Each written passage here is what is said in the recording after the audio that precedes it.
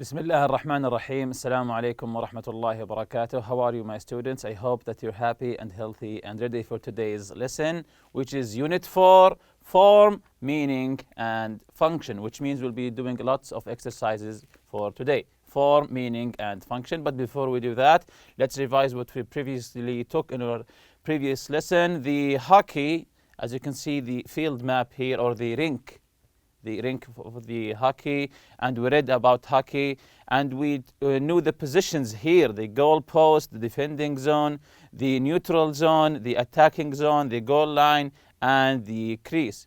This is the article about the hockey, and we answered all these questions previously regarding the hockey, the face-off, the body check. Also, we answered this chart: name of sports or recreational activity. Of course, we chose here football, and we answered this question: where can you do this activity? In a pitch or a field. When can you do this activity? Of course, football you can play at any time. Do you need any special equipment? A ball and two nets or two goals. What do you have to do to prepare for the activity? The team who score more goals win. Why do you like this activity? Because it's fun, it's competitive, it's extremely enthusiastic when you play.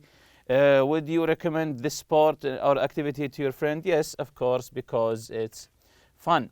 Then we took the writing corner to write when you write an email to a friend giving news and instructions. These are the points. Let's revise them quickly. First of all, to greet and sign off the email in an informal manner. Informal, because you're writing to your friend here, so be informal. For example, here, hi, hello, dear, and so on. Write as if you're speaking to your friend directly. Write as if he's right in front of you, writing to him directly.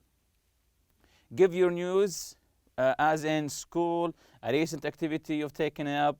If the reader doesn't know the sport or activity, give details. Of course, if he doesn't know the sport or the activity you're talking about, give details about what's involved and the stages and steps. Hand over the first draft to someone else to read and comment on, edit and rewrite.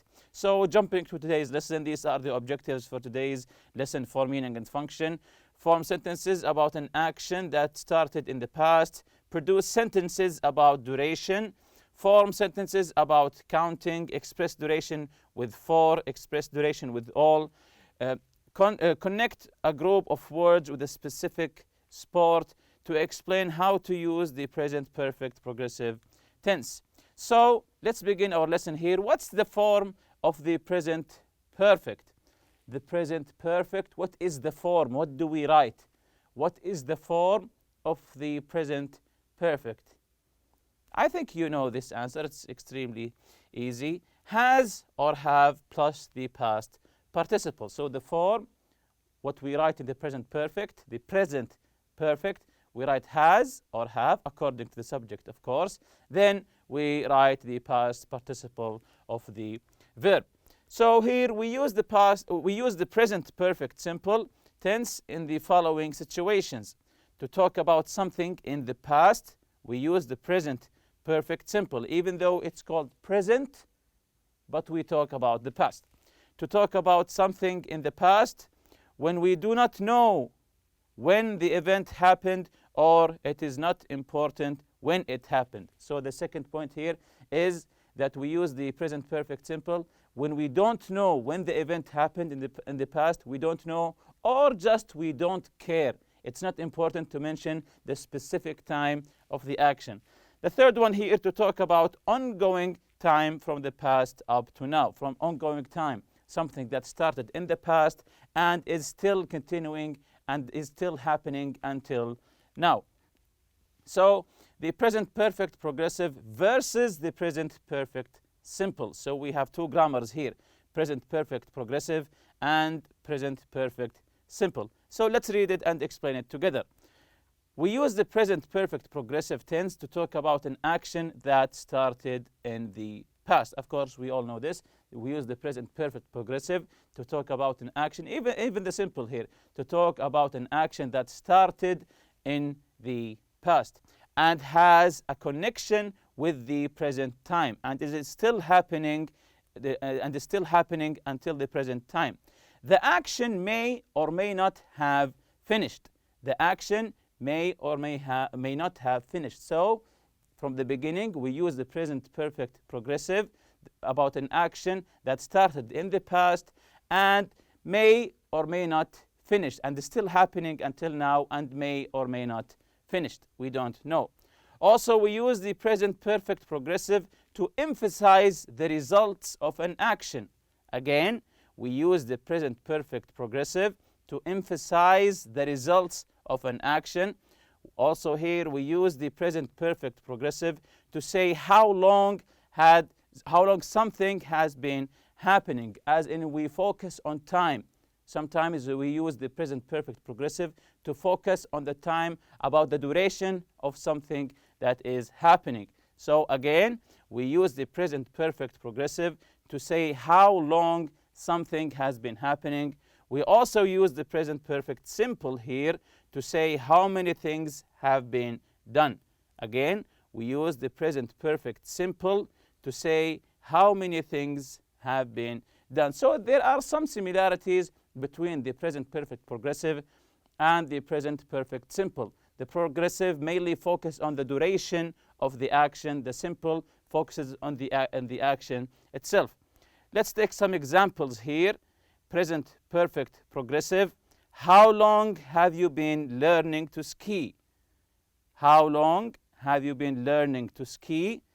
So, how long have you been learning to ski? So, these are all the forms of the present perfect progressive: have, been, and the verb with ing, learning. And the answer here is, I've been learning how to ski for 6 months. I've been learning how to ski for 6 months. So the progressive always focuses on the time. You can see here the time arrow here, that the 6 months. Let's see here. So this is the present here. This is the present, and this is the future. So this is the present perfect progressive. This is the whole 6 months, something that began in the past here and is still happening until the present here. So this is the 6 months here. Again, I have been learning how to ski for 6 months. We are using the present perfect progressive to ask and say for how long something has been happening. So we focus on the time. The present perfect simple, I have attended 5 cross-country skiing events. I have attended 5 cross-country skiing events. Notice here that we don't focus on the time at all. We just focus on the action, that I have attended some activity, some events, and that's it. I don't mention when. I don't mention for how long. That's it. We just focus on the action. Time expressions using how long. Time expressions using how long. Use the present perfect progressive tense with for here to indicate the duration of the action. For example here, for 2 months, for a year, for a long time, and so on. For example, when you say, I have been studying for 6 hours. So this is the duration, for 6 hours. We use the present perfect progressive with since here to indicate when the action began. So since is to pinpoint when the action began. So you give me the duration, but from the beginning, you pinpoint when did this action began. Since yesterday, since last June, since 2010, and so on. We use the present perfect progressive with all here, with all, and so on, to talk about the duration of the action, which may or may not have finished. When you say, I have been studying all day, all week, all month, all year, or you can say all my life. So when you say, I have been studying all week, I have been studying all week. So when I hear the sentence, I don't know that you have finished or not. So it takes both possibilities. Continuing here, this is exercise A. Read the words in the chart below and find the sport that connects them complete the chart below with the name of the sport. So I think this is an easy exercise. We have a chart and we have some information about the activity or the sport that's on the top of the chart. The first one is already done. So we have goggles, swim hat, swimwear, flippers, and pool. Goggles, swim hat, swimwear, flippers, and pool. So when you combine all of these together, you know that the sport is swimming. So let's get to the second one. So these are, let's say these are clues that give us the sport.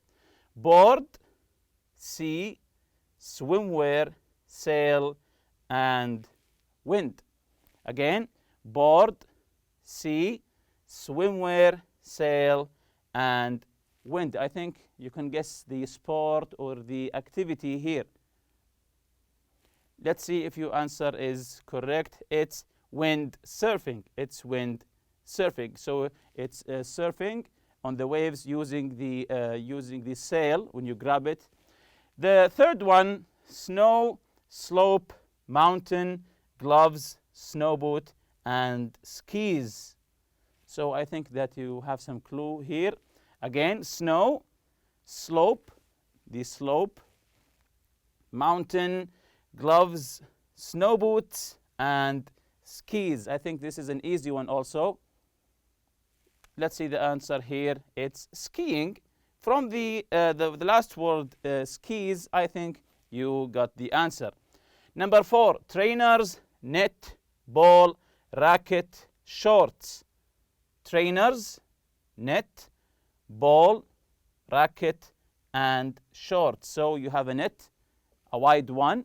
You have a ball, small yellow ball, and a racket to hit the ball with. Yes, that's correct. It's tennis. It's tennis. Number 5 here, boots, gloves, shorts, ring, mouth guard. Mouth guard is something you put to protect your teeth, to protect your mouth. Again, boots, so it's an activity that you wear boots, and gloves, but a special kind of gloves, of course, shorts, and a ring, a square ring. So the answer here, of course, is boxing. So boxing, they fight each other in a ring.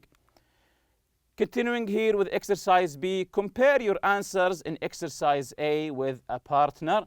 Ask and answer about different sports. Use the chart above for ideas and use the present perfect progressive tense. For example here, do you know how to ski? Yes, I do. I have been skiing since I was 10 years old. How about you? I don't know how to ski, but I know how to play football. How long have you been playing football? So you can do this with each and every sport that you have written in the previous exercise. You and your colleague or your friend try using this conversation, using, of course, the present perfect progressive. So here we have adverbs and adjectives. We have adverbs here: quickly, slowly, correctly, and safely. Do you know what's the adjective from the adverb quickly? So if the adverb is quickly, what's the adjective here? So the adjective is quick. Very good. What about slowly here? Slowly? Yes, it's slow. And correctly is? Very good. Correct. What about safely? It's safe. Excellent. So let's go the other way around. I'm going to give you the adjective and you try to come up with the adverb. So the first one is dangerous. The adjective here is dangerous. What's the adverb from this adjective? Let's see the answer here. It's dangerously. What about careful? Very good. It's carefully. And notice we have two L's here. Two L's, carefully. What about bad? If the adjective is bad, what about the adverb here? Let's see. It's badly. Nice is nicely. And what about beautiful? With how many L's? Let's see the answer here. Beautifully. So beautiful becomes beautifully with two L's here. So you can notice here that the adverbs and the adjective are a little bit alike. Fast and hard can be used as both adjectives and adverbs. So the word fast, the adjective fast, is the same adverb. Fast, fast, adjective or adverb. Same with hard. Again, fast and hard can be used as both adjectives and adverbs. This is a fast car. He is driving fast. This is a fast car. This is an adjective because I'm describing an object here, a car. He's driving fast. This is an adverb because I'm describing how does he drive. I'm describing the action itself. We don't say fastly or hardly, we say fast. This is a hard test. This is a hard test. He worked hard to get a good grade. So fast and hard, both adjectives and adverbs. The adverbs hard and hardly have different meanings and are unrelated. So hardly is not the same as hard. Let's see why. Hard means requiring a lot of physical or mental effort. As an example here, he worked hard. So it took some effort from him. This is the adverb from the adjective hard. Again, he worked really hard. So he put a lot of effort, physical or mental. On the other hand, hardly means almost not, or to a very small degree. Hardly means almost not, or to a very small degree. For example, when you say, I hardly ate anything. I hardly ate anything, which means that you just ate maybe 1 or 2 portions, very little portions. So hard and hardly are very different. Let's take here the adverbs of manner. The adverbs of manner express how something is done. So we are describing the action, how something is done. They are normally formed by adding ly to the adjective. How did he explain? He explained carefully. Sometimes an adjective and adverb have the same form, like fast and hard, as previously mentioned. He's a fast runner. He runs fast. He's a hard worker. He works hard. And remember, we don't say hardly. The adverb of good is well. Remember this, well. The adverb of good is not goodly, it's well. Bad, it's badly. Okay, but good is well. He studied well. He did well. So, can Ali drive? Yes, he's a good driver. He drives really well. Can Ali dive? Dive or drive, it's the same. Yes, he's a good diver. He dives really well. We don't say goodly or good. So the adverb of good is well. Here's a language builder for you. To form adverbs, we often add ly to adjectives. With adjectives that already have a y in the ending, we change the y to I. For example, the adverb form of happy is happily. Notice the y is I here. Then we added ly. When the adjective ends in e, drop the e. For example, the adverb form of probable is probably. Notice the e is absent here. Probable and probably. However, when ly is added to adjectives that end in l, we double the l. For example, the adverb of cheerful is cheerfully, beautiful, beautifully, and so on. So we have 2 l's here. Comparative forms of adjectives and adverbs. The comparative form of the most one-syllable adjectives and adverbs is formed by adding er. This is an easy one. So slow is slower. One-syllable adjectives here. Slow, slower, fast, faster, hard, harder, and so on. Some comparative forms of adjectives are irregular. So we have some irregular forms. For example, good is better, bad, worse. So good, better, bad, worse. The comparative form of most 2 or more syllable. So now we're talking 2 or more syllable adjectives and adverbs is formed by adding more. So difficult, we have 3-syllable word here, is more difficult. Carefully is more carefully, and so on. And what word do we often use with comparative adjectives? what word we used with all the comparative adjectives? Yes, very good. It's the word than. Bigger than, better than, smaller than, and so on. Adjective comparative here, the youngest athlete was faster than all the others. So we have youngest and faster. Football is more thrilling, because there's more than one syllable here. Football is more thrilling than basketball. The adverb comparative here, the man climbed higher and higher up the mountain. So we put two words here. The man climbed higher and higher up the mountain. The earthquake got stronger and the walls shook more violently. Another language builder here, we can use both er or more with many two-syllable adjectives. So some two-syllable adjectives, you can either add er or use more. For example, politer and more polite are both correct. You can say politer or more polite. We usually use er with adjectives ending in y, ow, le, and er. We add er with adjectives ending with y, ow, le, and er. For example, heavier, narrower, simpler, and cleverer. So heavier, it ends with the y, so we added ier.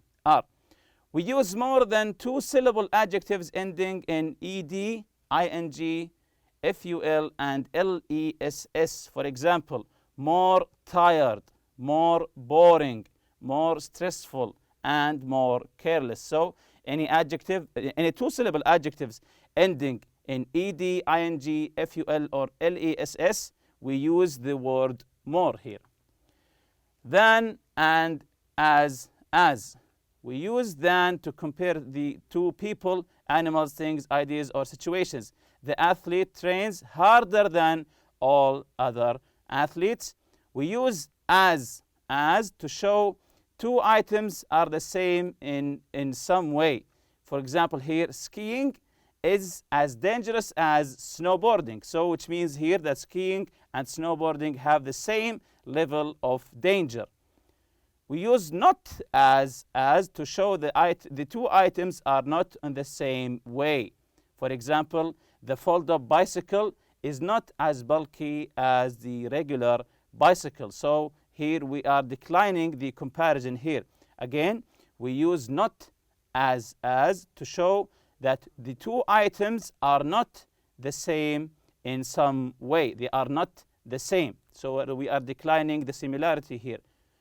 The example, the fold-up bicycle is not as bulky as a regular bicycle. So jumping here to exercise C, read the advertisement for winter ski vacation, complete the gaps with the appropriate words. So this is just an exercise of filling the gaps with the correct or the appropriate word. There's more to a winter trip than just skiing. Are you thinking of going on skiing vacation?